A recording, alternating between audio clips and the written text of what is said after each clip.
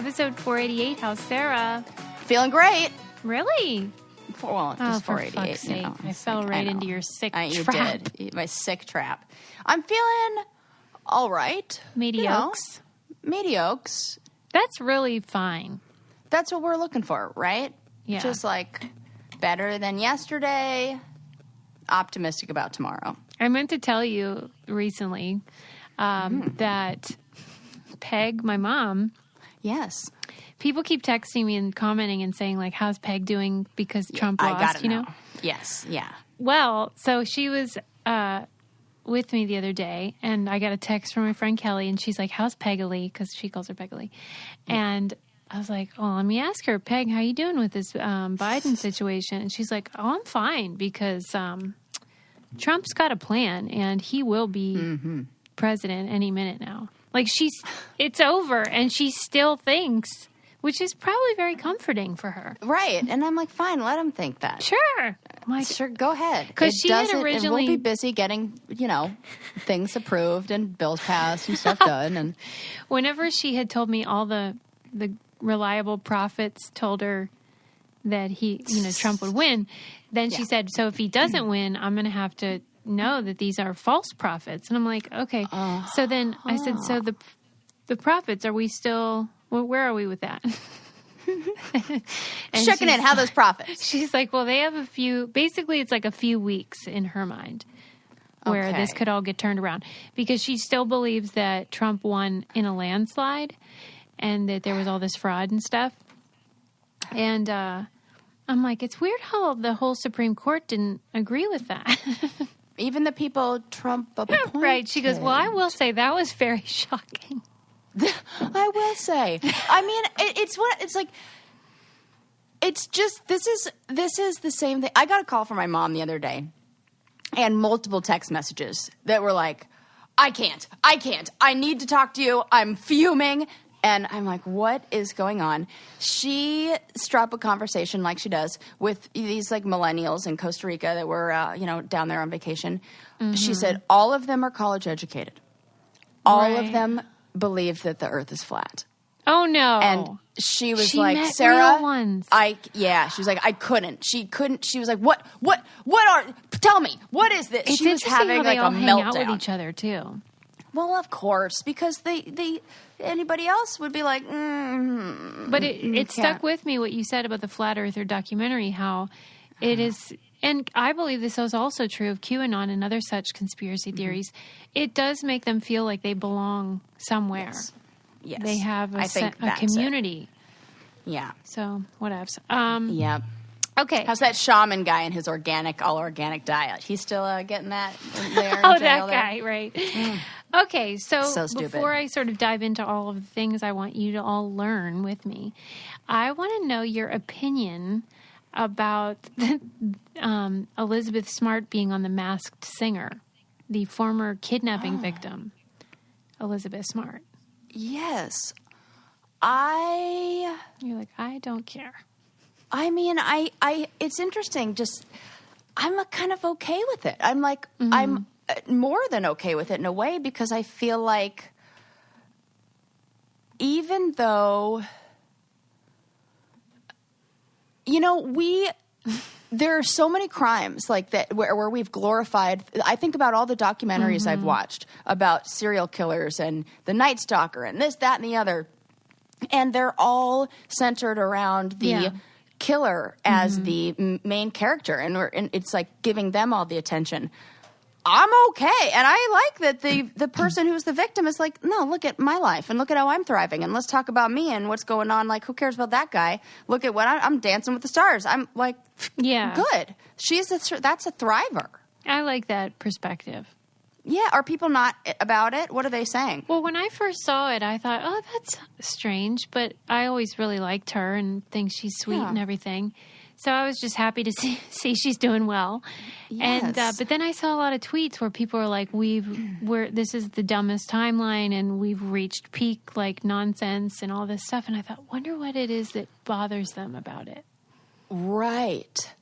I think that's a good question to ask. And who's like, Because what is it about it that bothers you? Do you not like that somebody who is a victim of a crime rose to celebrity status? Because, I think about, and it's kind of apples to oranges, but like Monica Lewinsky, there's...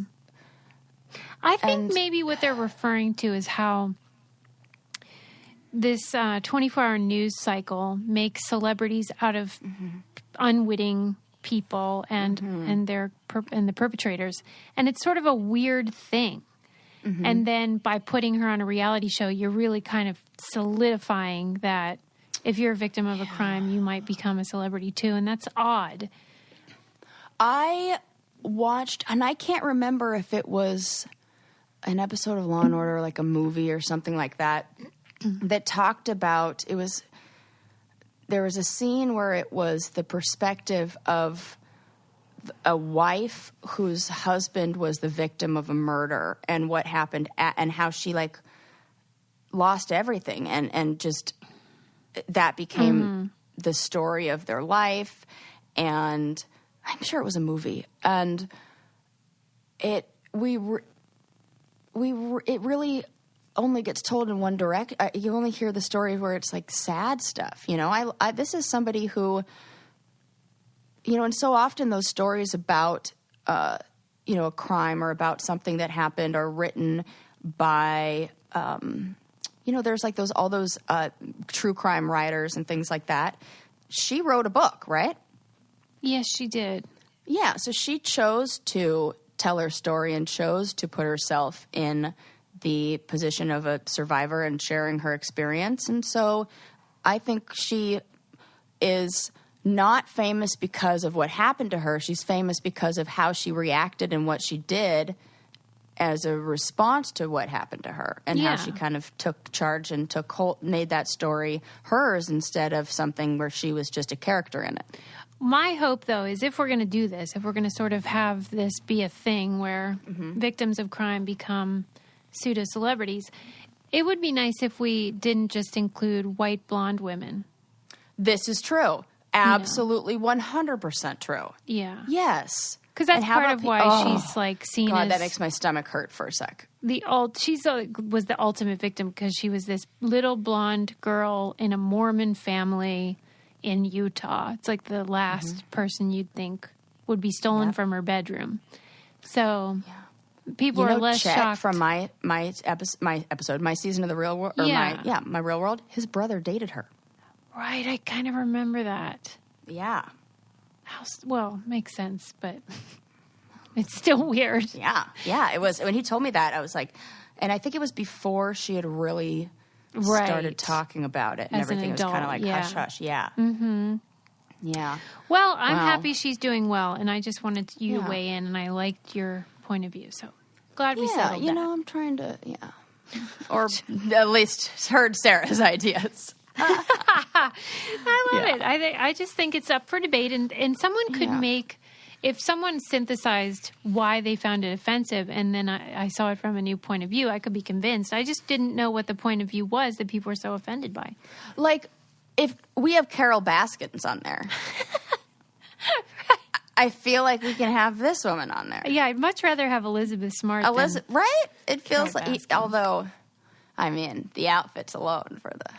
Well, She's so funny. I don't know how strenuous The Masked Singer is, but I bet you Elizabeth... it's The Masked Singer. I keep thinking it's Dancing with the Stars. I don't know why. Yeah. Whatever. Why do people love The Masked Singer? I can't get in. I don't understand. No, it's not for me. Like that. But every time I tweet something sort of like smug about it, people get really offended, so I've stopped doing that. Yeah. But what I was trying to segue, Sarah... Oh, sorry. I was trying to segue into saying, but I bet she had to hydrate using... Yes, she did. Probably. Definitely. My segues are so good, you didn't even know I was doing one. That's right. I didn't. It's tricky to me. That is a gift. Okay. First of all, Liquid IV has a new flavor that I tried yesterday. Oh. Strawberry. Holy heck, is it good. Strawberry is one of those flavors I always forget I like it, and then whenever I try something strawberry, I'm like, damn, this is good. Yeah, because I smelled what it it is about that. in Adam's cup, and it was, I was like, what is that flavor? Is it strawberry shortcake? And he's like, well, it's strawberry, but I mean, it smelled like cake. So I was like, I got to have it, and it's really good. And they have an energy multiplier, which I would really recommend because, as you guys know, I kicked my soda habit. And Yes. but I still need energy for Pete's sake. And so Liquid IV is a great alternative to, caffeinated soda and all that. So what you'll love is they come in a little pack. You just pour it in your water. It'll help you fight your fatigue and increase your focus and motivation and all that stuff that we're lacking this year. And like I said, they have great flavors and they do a wonderful job. They have a mission to positively change the world as well. They're donating 10 million servings globally, which I love. Grab your Energy Liquid IV in bulk nationwide at Costco, or you can get 25% off if you go to liquidiv.com and use code CANDY at checkout. That's 25% off anything you order when you use promo code CANDY at liquidiv.com. Start fueling your adventures today at liquidiv.com, promo code CANDY. Okay. Yeah. Any hoodles. Like you, last episode you said you saw a movie that was amazing, and I thought you were going to talk about the one I'm going to talk about, which was a documentary on, let's see, I think it's Amazon Prime, called Some Kind of Heaven, and it is about this place in Florida called The Villages, which is the largest retirement community in the world. Uh-huh. It has 130,000 residents. Whoa. So it's like a small city. city. It's a proper town. And the way that the film is shot, it looks like an actual scripted movie. Like it's on sticks and it's just very artistic and colorful. You know, like think of a pink flamingo or Palm Springs or something, and then picture that as like an entire documentary. Yes, Lily Pulitzer documentary. Yeah. So it's just really visually beautiful and compelling. But what makes it so fascinating is that this place, The Villages, is pitched as Disney World for older people. Some people call it Heaven's Waiting Room. It's like, where can I move there? Yeah, right. I thought of you now. because I'm like, this is where Sarah and I are going to live. Because they have everything. It looks utopian. It looks super fun. Everyone's dancing and enjoying music, and they have even like golf cart drill team where they do these fucking like synchronized swimming type things in the golf cart. Susie, how much longer until we get to be there? So, you know, the idea is, and the Florida humidity is great for my hair, so I'm ready. Let's go. You are going to have curly girl retirement. Yes. Oh, I love it. But, you know, the idea is that after you've worked your whole life, you go to this place and you can finally enjoy the spoils of having saved enough money to live in Florida. But what I love about it is it really focuses on the idea that your problems don't leave you just because you go to a Disney World for old people, that there's still loneliness and despair and frustration, and relationships are still complicated even when you're old. Yeah. And you kind of like really see how the human condition follows you no matter how much money you have. Oh, so true. Whatever. And so it was so thought-provoking. I just couldn't get it out of my head. Because, like... Interesting. I can't wait to see this. Like, this one old guy, he's 81, and he doesn't actually live at the Villages. He lives in his van, and he just goes to the Villages to try to get a rich old lady to marry him. Oh my God. But, like, if you're a rich old lady... Well, he's kind of... I mean, how different is this than the fuck boys who, you know, we've all... He's not a bad-looking guy. Like, for an old man, he's hot. And so you're kind of like, we know how Susie likes older guys, so. 80's my limit, though. He's 81, so he's out of my range. Out of your range. But I don't know. It was just really... because I'm having a midlife crisis. Do you ever think about what you'll be like as an old lady? Yeah. I think, like... I'm probably going to be like my mom. I mean, she's not 80 yet, but like outspoken. And, you know, we talked about this the other day. Like, the older you get, you just like don't give a shit about what other people think. Like, the older I get, the less and less I care. I'm like, if I'm not your cup of tea, fucking don't drink it. Like, get other tea. Wait, I gotta write that down. Is that a Sarah original? No, I think. I mean, I'm sure it's on a shirt somewhere. It sounds like somebody should say that. Because sure that is a good mantra. Yeah. That's got to be a thing. But, okay, how old was your mom when she started having kids, though? 30 years old, or 31. 130. Get out of here. 57. And I was born in 86. Yeah, she was 31. Okay. Because I was thinking. Did you think older or younger? Younger. Because, you know, back in the day, people had kids younger. Yeah. Like, my mom was 21, I think. Wow. Yeah. But my mom was like, you know, like out being a tour guide in Europe and stuff like that. And like, wow, she was ahead of her time, because that's more typical now. Yeah. Oh, yeah. Well, and so was my grandma. My grandma was divorced and, you know, like free spirit. Like, I mean, she tells me stories. My grandma said, my grandma's husband at the time was working down in Panama. And they did not allow, and he was somehow involved in the military, or something, like he was an architect and he was doing some kind of construction in the military or for some military project. And wives were not allowed to come. And she was like, fuck it. So she took a train from L.A., like Pasadena, all through Arizona, all through Central America, all the way down to Panama by herself, and tells me when she was like 22, 23, back then, my grandma died on her 99th birthday. So this was like this was a long time ago. And she said she had so much fun dancing at all of the nightclubs, and she had a great time with the locals. And I mean, so she was like a badass bitch before like that was even a thing. Yeah. So well, it runs. Cool. We got like the independent, free-spirited woman like in the blood. Because I was worried, so I'm probably gonna be like that. By the time our kids are out of our hair, like, we're going to be so old, though. What are we going to do about that? Yeah, I'm going to be a million. Right, that's what I'm saying. I'm going to be, my mom said that to me the other day. She was like, you know, you're going to be an old mom. And I was like, I know, Mom. She's like, you need to start having kids because you're going to be an old mom. I love when like, fuck. People say stuff that, like, as if you don't know how old you are. Right. I was like, yeah. I know, Mom. I've done the math, and I know when she's already had other kids by the time she's my age, and I'm like, oh my God, I'm going to be so tired at like soccer practice or whatever. Yeah, we're going to have to figure that out. Maybe they can come with us to the villages. I don't know. Yeah, we'll see. So, you know, luckily, like, Ren's younger than me. He's got energy. He'll handle it, maybe. Yeah, right. Sarah's a cougar. You run the dogs. Or the dogs. I don't know. I was thinking about the only thing, like, about him running around with Bo. And even that, I'm tired. I'm like, oh, you go. So, no, my children. Yes. Yeah. Well, I don't know. Just watch the film and see what you think, because it really is thought-provoking. I don't know. Probably because of my midlife crisis. But a thing that I'm dealing with, thanks to the fact that I am no longer a young person with acne, and that was taken care of, is that this dark spots still exist on my face, and it makes me crazy.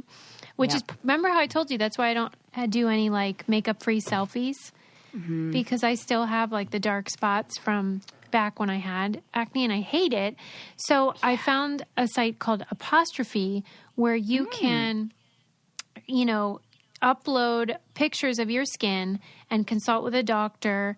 It takes like no time at all, and then they will prescribe you what you need. If you happen to have acne or wrinkles or dark spots like me, you can just quickly have a doctor diagnose you. You don't have to go in anywhere. You know how it is, like going to a dermatologist and all that, and who wants to be doing that right now? Nobody. So you don't have to go to the pharmacy even during COVID to get your meds, because they'll send them right to you. The prescriptions just get shipped.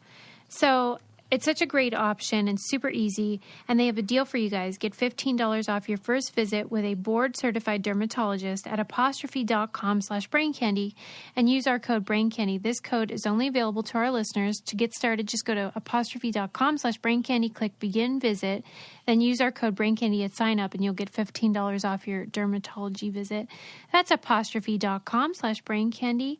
APOSTROPHE and use the code BrainCandy to get your dermatology visit for $15 off. And we thank Apostrophe for sponsoring Brain Candy. I've been using them for years. It's super easy. They have all kinds of services. I'm going to have to check it out. I love that. Yes. So easy these days. You will love it. Okay, moving on. Okay, I read this article about aging Goths. Goths? Goth, goth. Oh, goth. Oh, aging goths. Oh my gosh. This is a funny topic. It is. Because one of the funniest things to me are, which I there's got to be an Instagram account of this, goth people hiking. Because I love to hike, and every now and then you'll see one. Right. Sometimes you'll see the whole group of goth people who have gone hiking, or you'll see the one goth family member who is clearly dragged on the trip. Doesn't want to be there. I love the goth hiker. Well, because so great. Goth wardrobe is not great for any kind of physical activity or heat. Right. So that's a lot of layers, a lot of black. We do have the option of a parasol, which kind of helps. I have seen those. I saw those. I saw this on the what Trail of 1,000 Giants when I was in Sequoia with Ren. No, a goth with a parasol. Yeah. Wow. Bless them. Okay. Yeah. I guess I never thought about what happens when goths grow up. And because you just picture them in high school. I bet way good skin, not a lot of wrinkles. Good job staying out of the sun. Not only that, but this article is in the Washington Post.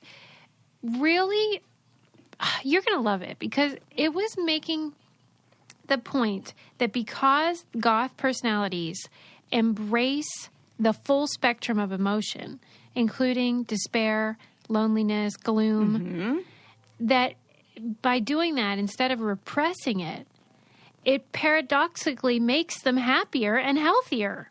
Bring back Tuesday Sacrifice. See, okay, Suze, now you know what this is making me think? That's a coping strategy. What is? That being goth. Oh. Think about the age where most people do that. Right. Really dive into that identity. Mm-hmm. Absolutely a coping strategy. Maybe I'm dealing with something. And you know how, what I've noticed as a therapist is, associate therapist, God, I still have so many hours to do. Anyways, it's another story. What I have noticed is that, oh my God, now I lost my train of thought because I was thinking about how many goddamn hours I have to do. Okay, we're talking about, yes. Because it's a coping what strategy. I see is that people develop coping strategy. This is the human condition, what we do. Mm-hmm. We develop coping strategies that we're totally unaware of. Right. That are workarounds, the things that I've had to develop with ADD. And that I didn't know were things that I've done that were workarounds because my brain works differently in that way. What would be an example for that? Always sitting in the front of the class. Right. I always did that, but I didn't know that I didn't know why until I really examined. Well, I have to do that because if I don't, I can't pay attention and I'll, daydream and I'll be I have to sit in the front. I have to ask a bunch of questions and be engaged or else my mind will I have no idea what's going on. So it's right. So you eliminate distraction. Yeah. But it was unknowing and subconscious. Totally. Wow. Yeah. And it would have just said, oh, Sarah, she's just a keen bean. Yeah. Mm-hmm. And it was kind of so things like that, or even right. So yeah. So I think it's that we do things that are to comfort ourselves and to soothe ourselves, and we don't even know. And then sometimes I think when we look back, like retrospectively, of like, what was I going through during that time? What did I need? And you can kind of put the pieces together. Oh, it makes sense that during a time when I was feeling really a lot of emotions, I was feeling a ton. I turned to a style and a look that embraced those emotions, just like you said, and expressed the full range. And it made it feel like it's okay to have those kind of feelings, and it normalized them, and it totally let me process them, even if I didn't know that's what I was going after that for. I was super shitty to goth, like the goth subculture in my mind growing up, because to me it rang as like self-pitying and sort of like they wanted to be different, like counterculture. But I was like, you're not different because you all look the same. But now I see it with greater nuance and compassion. And is this because you like Noel from Great British Baking Show? I mean, I guarantee you that has had an effect on me because he is the best. But he really also doesn't have the self-pitying or like morose tone or attitude. He's funny and silly.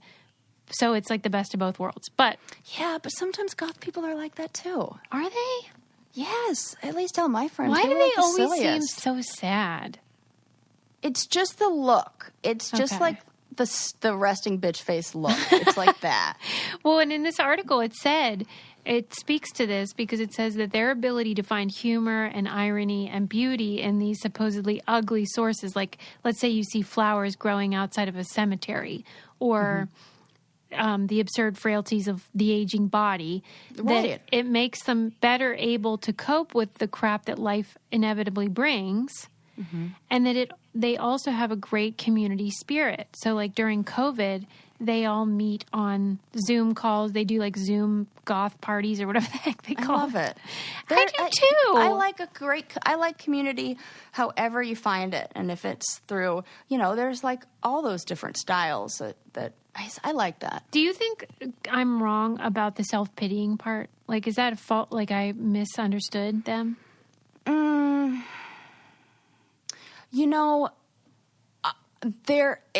I feel like that you have to then even further narrow down the subcultures.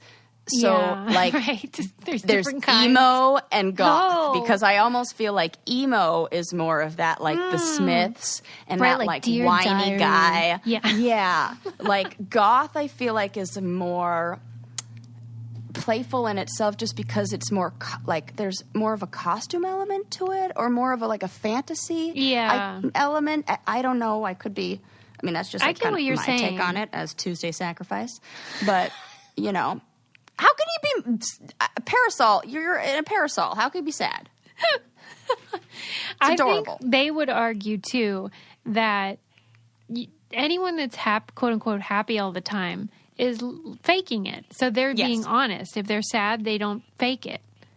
Well, and you know what? This is something that I work on with clients too, and is people will say, "Well, I want to be happy." I'm like, "Okay, well, what does that look like? What is that? What is it like if you somebody who's happy all the time? Is that realistic? Is that can you be? Is that maybe setting yourself up? Do you think you can be happy all the time? Well, not happy, but like joyful. You can.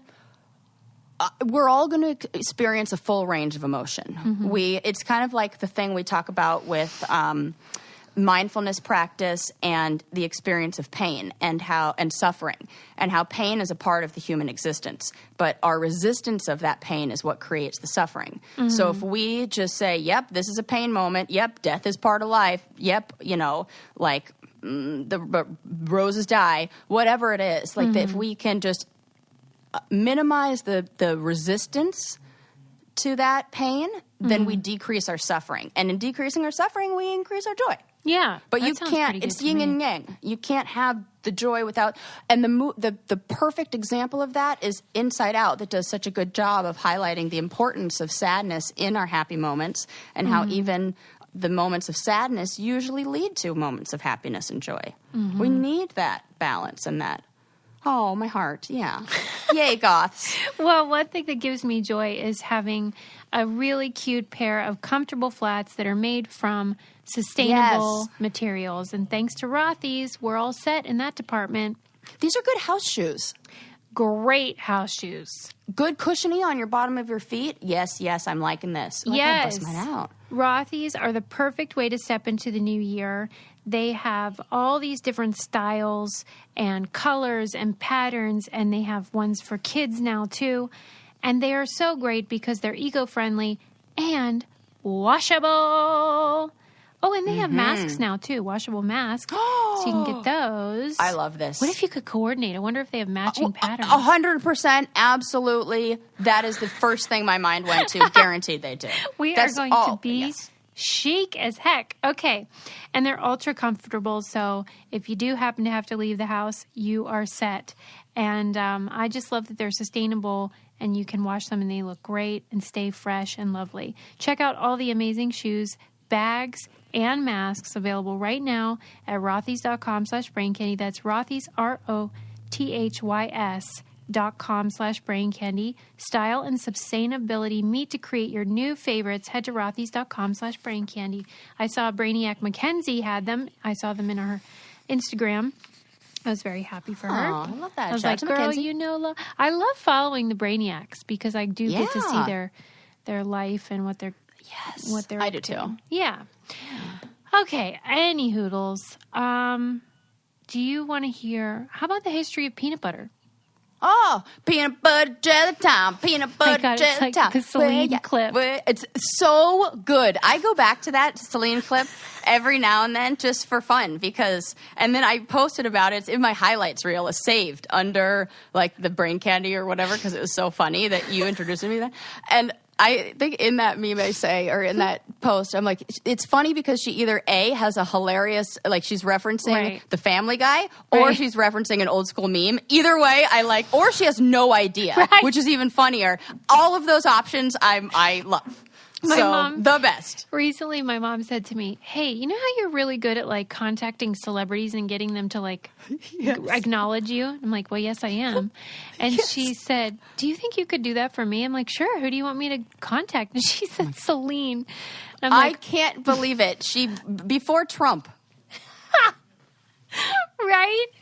And I'm She's like, you know what? I got to say, there is a limit to my ability, and it's about that level. Celine, come on. I love it. You should just like go straight to the top. Like, I'm like, what do you want to say to her? Music royalty. What does she want to say? She's like, I just think she's so nice, and she's just so inspiring, and her music is so beautiful. I'm like, I'm sure she knows all that already. You should tell her that she didn't vote for Trump. Ooh. I mean, I know she's Canadian, but she probably would be okay with it because, for Pete's sake, like, she loves me. Well, yeah, okay. She's able to look past it. So you, Celine, same. Right. I think we would all agree. We're like two peas in a pod. Yeah. Okay. Anyway, peanut butter. Okay. This was on SmithsonianMagazine.com. And it was saying, first of all, peanut butter began with the Incas, but like fast forward to like modern world. It was the Kellogg, the guy that made the cereal. Yeah. Who got the And patent. wasn't that an accident anyway? I don't think it was an accident, but it was like... Oh, no, that was the penicillin or something from cereal. Oh, okay, that never was mind. Yeah. It's different guy. Different. That was like I know there was somewhere cereal and this is involved, and I don't know, I can't remember. But well, Kellogg got the patent for like basically whizzing up peanuts and adding some salt and making a spread so that he could feed it to the patients at a sanitarium that he was running. Whoa. I know, it's bonkers. And the idea of... I don't even... And you know how I feel that peanut butter can make you choke? I think that's the last thing they should be eating. This makes me think that maybe the dental hygiene of people in there was the issue. Well, because why would you need to grind something up into a paste? I'm like looking for why they would need to do this. They're looking for a protein dense, like our nutrient dense thing to feed them. Yeah, like baby food. Right? Yeah, that's what I'm thinking. But don't they know about the choking hazard? Well, peanut butter being a new invention, probably not a lot of time to get some anecdotal evidence on the cases. I should record my mom talking about why peanut butter is a choking hazard. Because yeah, I mean, she's not wrong. I get it. It seems do? like it. It gets sticky in your throat. Yes, but why did you it. judge me when I told you that? No judgment. No, Suze, please. I get nervous when I eat apples and I'm all alone in the house. Stop it. I don't know why apples to me. You know what it is? It's because every movie, it's always like in the cartoons and stuff. Somebody's eating an apple and then they got to do the Heimlich and it's a piece that flies out. It's always like an apple in cartons. Yeah, why? So I think, are they scary? I think. It's kind of like what quicksand did for me. Like I think, oh my God, it's so dangerous, but it's not. And in my mind, I'm like, I better not eat apples. I'll definitely choke because that's what people seem to choke on in every single cartoon. But I do get nervous sometimes. One time I inhaled a piece of the skin and it went down the wrong tube, and I had that moment where I did like the, like that gas, and I had terrifying, and I was by myself, and that was when I was like, oh shit, I gotta be careful. Like, what if you choke when you're by yourself? I know you fall in the back of the chair and all that, but I don't know. I can just hear people, because this is what my friends will tell me. They tell me, they listen to the show, and then they, talk at me to it, because, my friends will be like, well, I feel like I'm just, talking to you. So I'll be like, no, Sarah, you actually just, lean on the chair. So I have to talk to my friends and all you listeners, who now are my friends, about what I know you're all thinking. Yeah, so. But I think you're right. I don't think that would really work. No! Yeah. Yep. It'd have to be, a really big piece, and also, I don't have those kind of chairs. I have a high back chair that I would have to get my step ladder and then jump off of, it was WWE, and I'm jumping onto the frickin' ropes. Please do this and post a video. Oh my God, that would be so funny. Let's do what it would look like for me to do myself the Heimlich. Wait, I'm gonna write with this the down. Chairs. Oh God, that's so great. Okay, wait, focus. Okay, so then. So that it said that he had elite clientele like Amelia Earhart and Henry Ford. So, but why were they at the sanitarium? ? I don't know. Exhaustion, Oh yeah. Wink, wink. Wink, wink. But because these are high-profile people, that made peanut butter a delicacy. It was a fancy food at the time. Well, there goes my need no teeth theory. Stop. I cannot take it.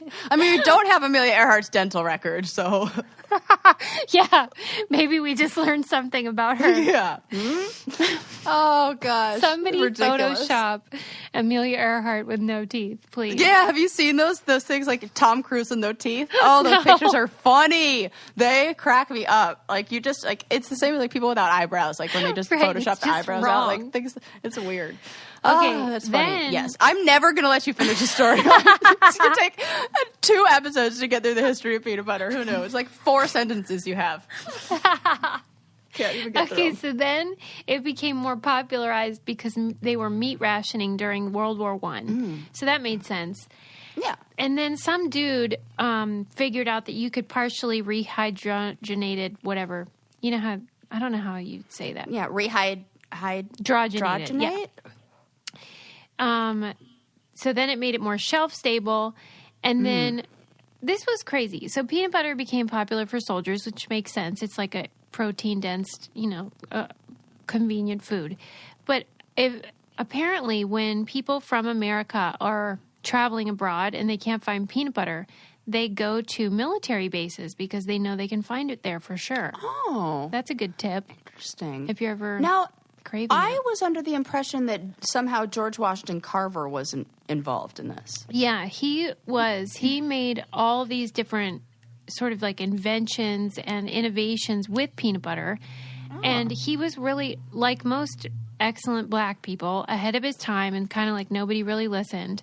But it turned out he was right because he was using peanuts for all sorts of things with farming. I don't really understand it because he's way smarter than me. But something about rotating crops. And, I'm sure. Yeah. Yeah, the kind of crop it is. And, yeah. He was just a badass who was too smart for his own good, especially because no one was probably listening because he was black. Yep. But yeah, he is a peanut butter savant. And I was shocked that in 2020, peanut butter finally outsold jam in the UK. And I couldn't believe it because, like, when I was, I'm married to a British man, and he talks a lot about how peanut butter is this stereotypical American food. And now it's starting to really get popular in other countries as well that had typically seen it more like Vegemite or something. Yeah. Interesting. Now, are you peanut butter or almond butter? Oh. I mean, I guess I go with the classic, but I'll eat either one. Peanut butter. What about Crunchy you? or smooth? Smooth. Okay. Creamy. What do you like? Creamy. You're like crunchy almond. Yeah, depends. Depends on what I'm going for. Yeah. Like on a banana, I like crunchy. I like little texture. On a banana? Oh my gosh, that so good. seems like a double choking hazard. Probably. Definitely. Oh my gosh. I would much rather get my vitamins from Ritual. That's safer. It is safer. And if you ask me, better flavored because Ritual tastes like mint, and you know how I feel about that.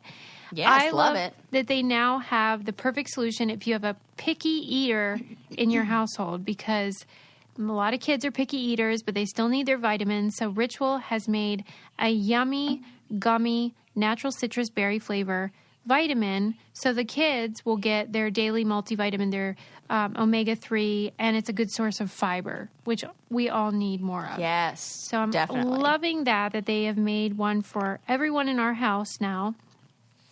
And when it comes to what goes into our kids' bodies, Rituals got being picky. Oh, I was going to say, Ritual hasn't got being picky down to science. Kids do.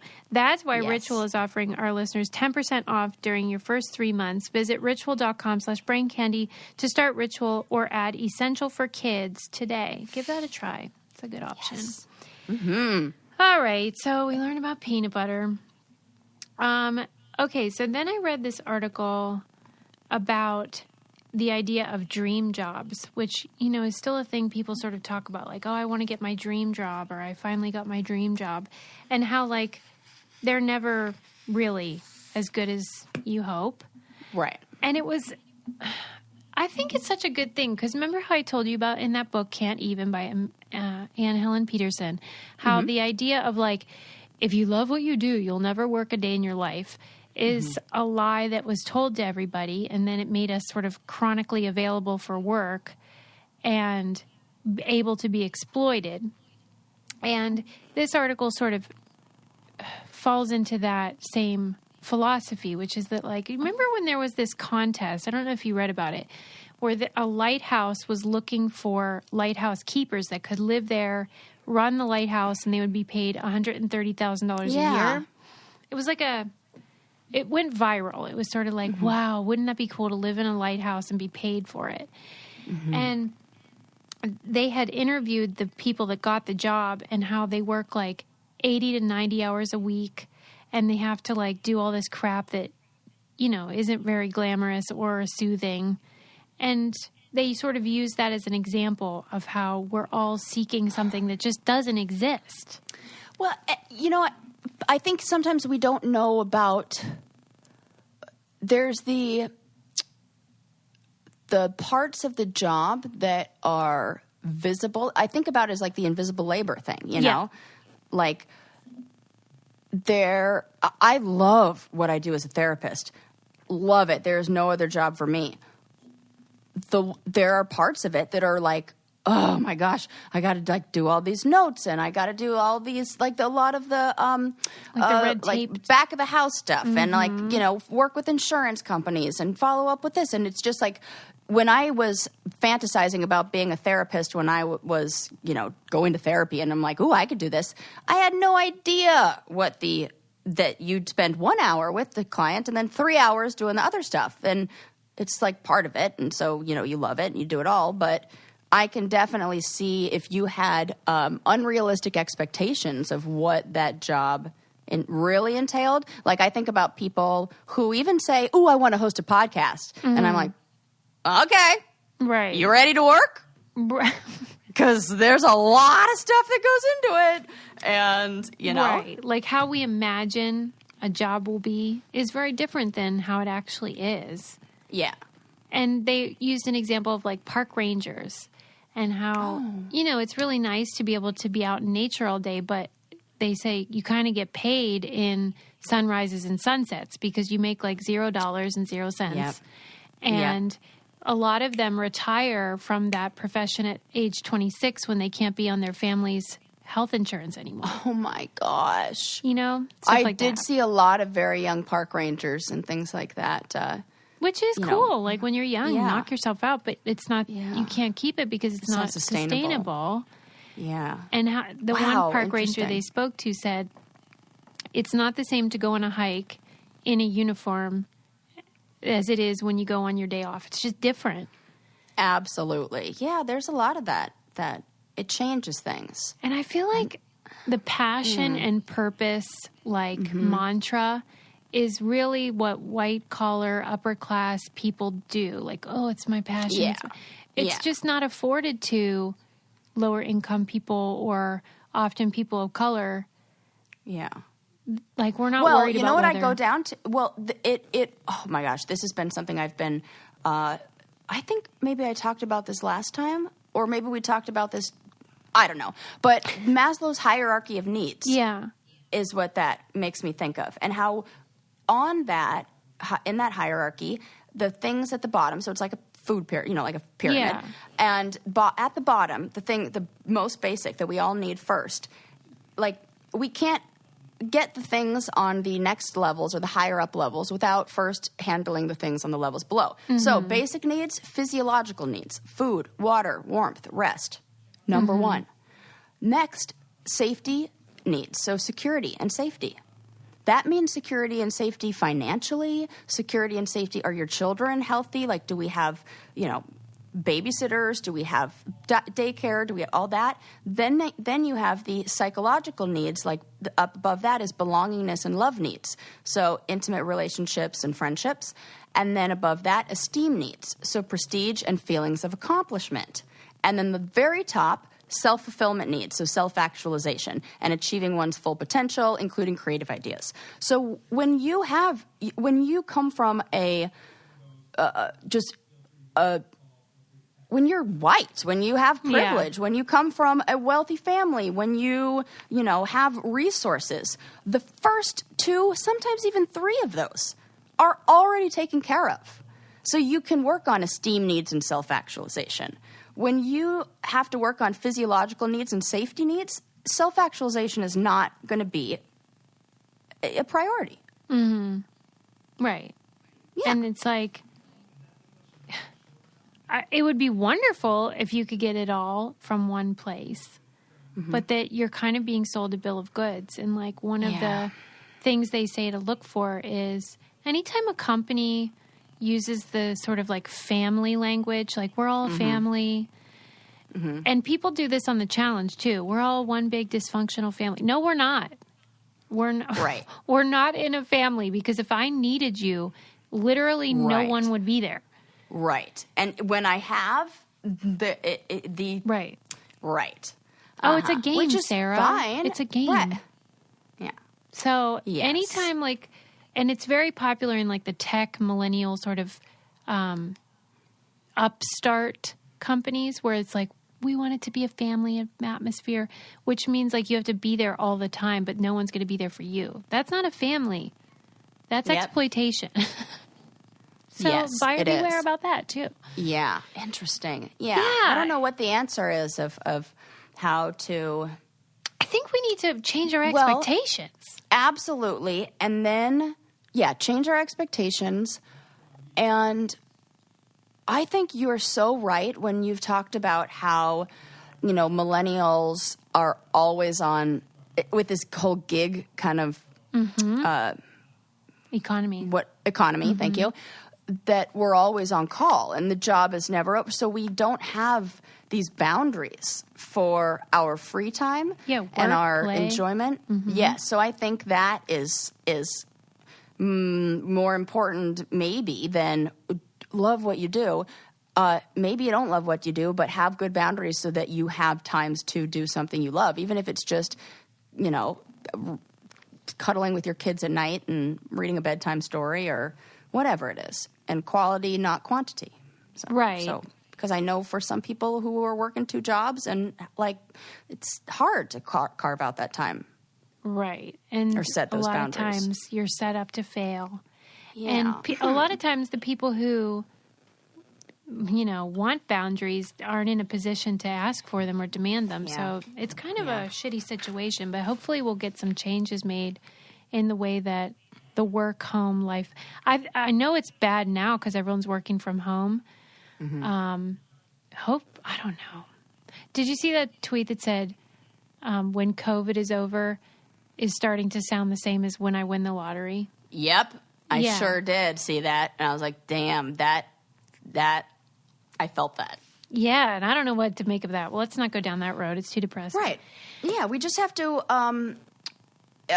like you said, I think it all comes down to changing expectations and resetting our goals and looking at more things that bring us, it's like meaningful interactions and some meaning making out there in the world. Yeah, amen.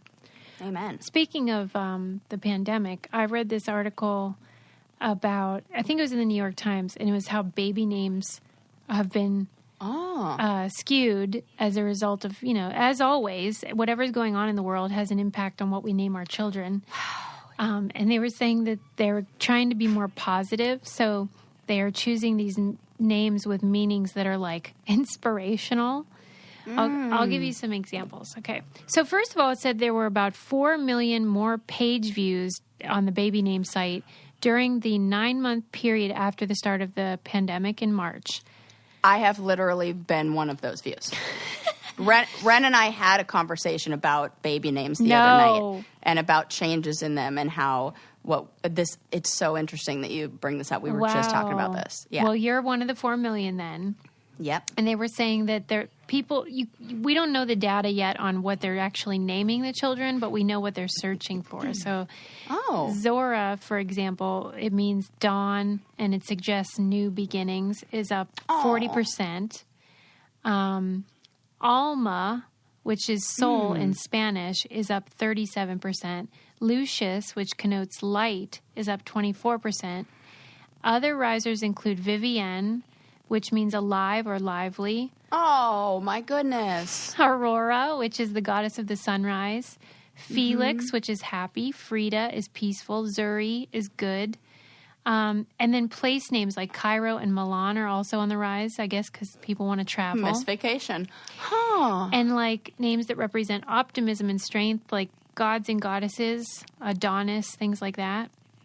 I like this. Biblical names. And then certain ones are in the decline that sound like obviously Corona, but Lachlan sounds too much like lockdown.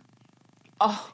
Stuff like that. Yeah. Oh my gosh. It's so interesting. I love the study of baby names because it's like a mirror. It tells you like what's going on. I believe you said you were talking about an article on this many, many episodes ago, and you'd said it was one of the only things that you can like own or have ownership of, but you don't buy. That there's it doesn't cost anything, but it's yours. And there's also, there were patterns in baby names in different socioeconomic groups and their naming of them. So like we would see more popular names in like upper like these hoity-toity groups names, and then those would become the more like common Tiffany name was the place example, names. I remember. Yeah, I remember, and it was just that I was telling Ren this, and that was just so fascinating to me that we can look at that because you can give your kid any name. You don't have to like buy. It's not. There's no value, like no money to it, but it's something that you own and have and is yours, and it's just interesting. And like they were saying that people are obviously there's always been a history of people naming their kid after maybe a grandparent who's passed away or something like that. But now people are tending to name them after living relatives because they miss them so much right now. Oh, isn't that sad? Well, my baby names are both one that is that inspiring and hope-filled one, and one that is a relative name. So, oh, so you kind of fit into it. Absolutely. So you weren't one of those people that had, like, when you were 10 years old, you knew you were going to name your daughter whatever. The thing I wanted to name my kid at 10 years old is, I remember, it was like I met this cool girl when I was at the Phoenician Resort in Palm Springs. I can remember exactly where it was. And I was like, man, she is so cool. And her name was Madison. I wouldn't name my kid. That would not be my choice of name now, because it was like just not my choice. Yeah. And now I want to name my child after my grandma. You made me think of something, though, because the name that I wanted to name my kid when I was little was because I met a cool girl at the beach. And I'm wondering if it's because we're on vacation, like that it seemed even cooler and more exotic or something. Yeah, and I can very much remember this being a vacation where I became very aware of my body and how I was chubbier, that like I just became very aware. I remember, oh my gosh, I can remember a bathing suit I was in and posing for a picture, and I'm like hunched over, like trying to cover up my stomach. I had nothing to worry about. I was a child, and there's no reason to worry, but I can remember thinking, wow, she's in a bikini, and maybe it was like a vulnerability thing too, like heightened vulnerability in that moment. And then somebody who looked confident and having so much fun, and I was like, I want to be like that. Wow. And, who knows where Madison is now, but she's probably still super cool. Probably. I'm going to put up a thing on our Instagram and hear what other people wanted to name their kid, like when they were little. Yeah. Was it some girl that you thought was cool? Right. Okay, let's wind it down, Sarah. Yeah. Good episode, Suze. You taught me about peanut butter. Good episode, Suze. High fives. Yeah. High fives all around. We're rooting for Elizabeth Smart to keep on keeping on. Yep. We talked about some Goths and how maybe there's more to that fun. Style. I like that conversation. Totally fun. Me too. That's why I told you 5 stars. In fact, listeners, go give us a 5-star review. My two quotes of Sarah's from this episode that I'm taking with me were, if I'm not your cup of tea, then don't drink it, and bring back Tuesday's sacrifice. That was hilarious. Oh, gosh. I'm sure somebody said that quote about cup of tea. My mom emailed me the other day, and she was like, all it said was T-shirt design. And then underneath it was in the message, if common sense were so common, why doesn't everybody have it? And I was like, I've heard that. You are correct 100%. That's on a couple coffee mugs. Like, you're so right, Mom. But she's like, yeah, make that. I'm like, yes, I totally agree. And so I'm sure it's the same with the cup of tea one. We got the amazing visual of Sarah choking to death in a WWE ring, yes. Which was extra special. Oh. And dream jobs just kind of don't exist. So let go of that idea. Yeah, just like, we're all trying to make some meaning in this difficult time. This crazy world. Yes. Don't forget to leave us a 5-star review, everybody.